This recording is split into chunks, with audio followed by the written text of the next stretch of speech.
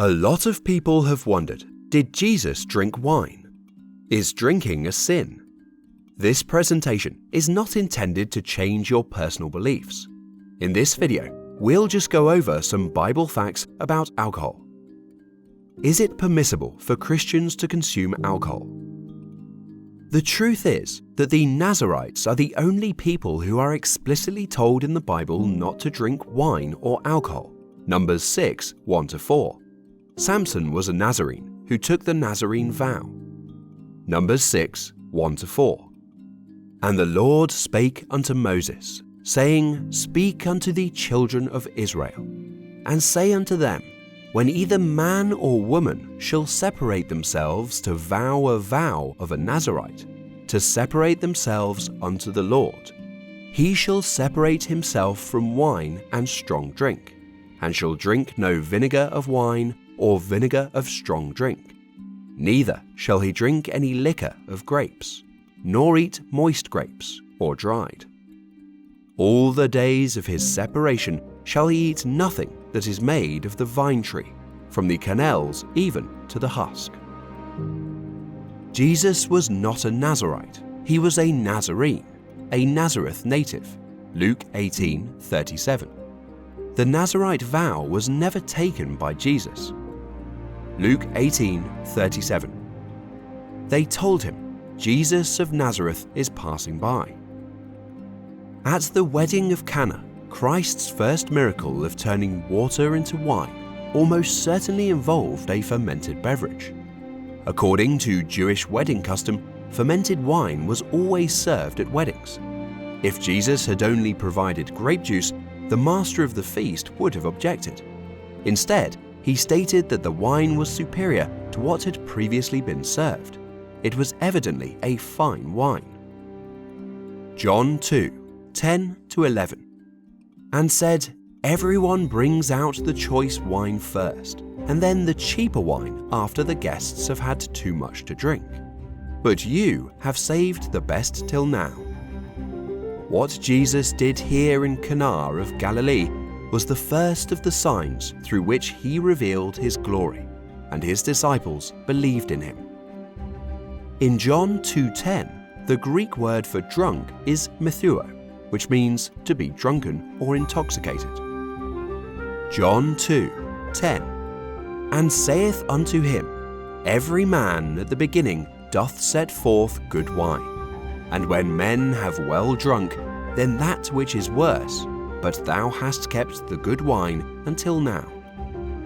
The same word appears in Acts 2:15, where Peter defends the apostles against accusations of inebriation. The master of the feast testified that the wine Christ produced could intoxicate. Acts 2:15. For these people are not drunk, as you suppose, since it is only the third hour of the day.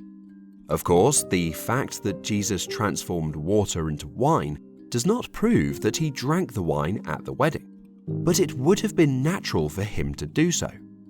What it does prove is that Jesus doesn't condemn drinking wine any more than he condemns eating bread. Bread and wine are not sinful, but gluttony and drunkenness are.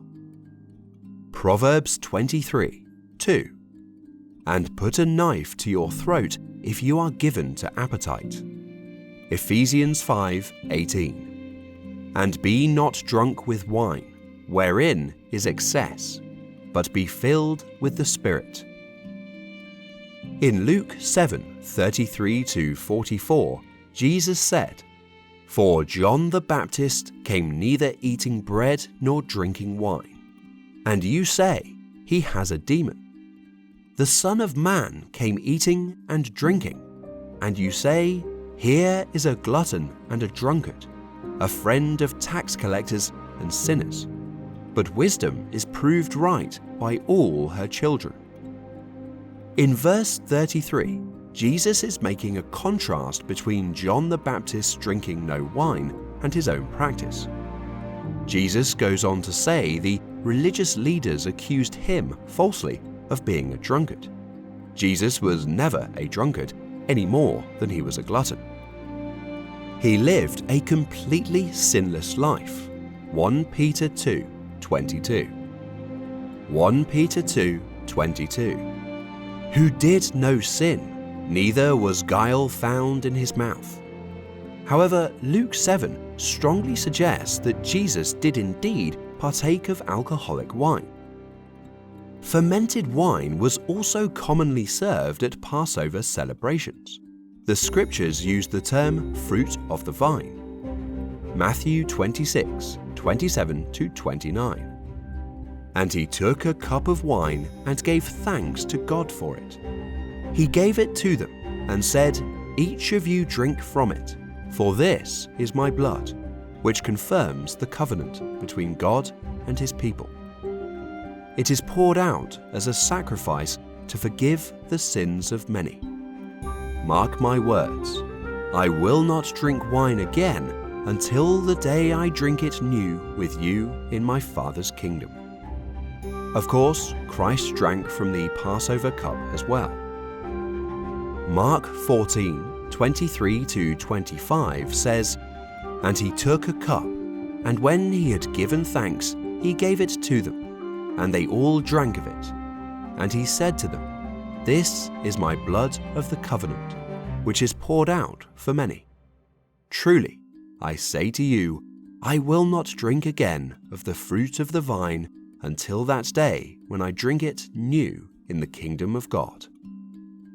Luke 22:17-18.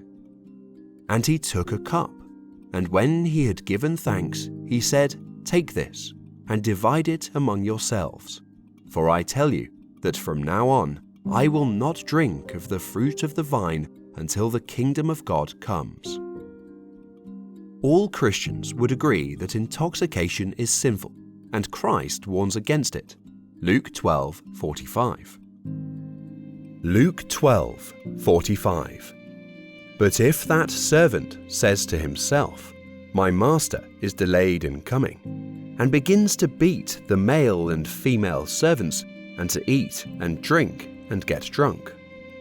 However, according to the Bible, wine is given as something to delight in.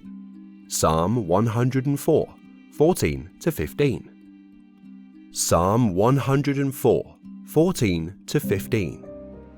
"He causeth the grass to grow for the cattle, and herb for the service of man, that he may bring forth food out of the earth, and wine that maketh glad the heart of man, and oil to make his face to shine, and bread which strengthens man's heart."